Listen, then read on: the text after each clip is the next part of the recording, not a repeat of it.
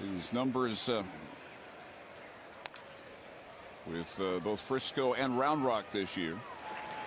First major league hitter here, John Jaso. He's got down 0-2, and he gets him on a weak ground ball to Mitch Moreland. Oh, that looked like a splitter right there. Now his agent is Billy Martin.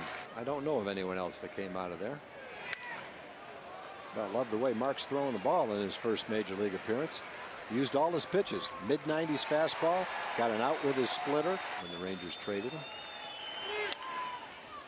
Nice inning. One hopper for Andrews. Very impressive major league debut.